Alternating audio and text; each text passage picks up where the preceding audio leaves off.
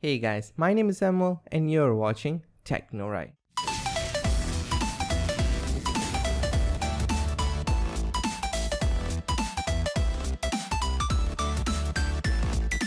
What's going on guys, welcome to TechnoRide, where technology is done right. So in today's video, I'm going to teach you on how to fix the gamepad or controller not working error in Elden Ring game. So it's very simple and let's get straight into it. So firstly, you're going to open Steam and then you're going to click on Steam here and go into settings. Okay, so in settings, you're going to go into controller and click on general controller settings.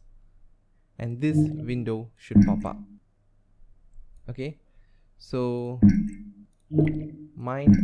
everything has been clicked. Okay, so you're only going to select which controller you have. So if you have a PlayStation, check on the PlayStation. If you have an Xbox, only check on the Xbox. If you're not sure what type of gamepad it is, just click on generic gamepad. Okay, so make sure only one is checked. Okay, so once you've done that, you're going to close it, close this, click on OK, and then you're going to launch the game and try it out.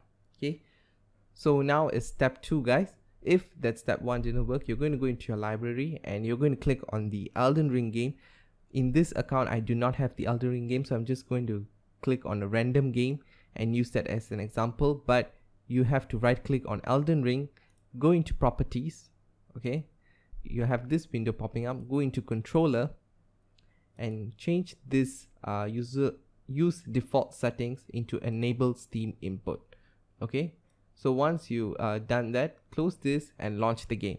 If it does not work, you're going to close the game, right click on it again, go into properties, go into controller and change it to disable Steam input, close that and launch the game and try it out. I hope one of these fixes help you fix your issue. So if you guys have any other problems or any other questions, please put down in the comments below. And I think that's about it. So please rate, comment and subscribe. And I'm out.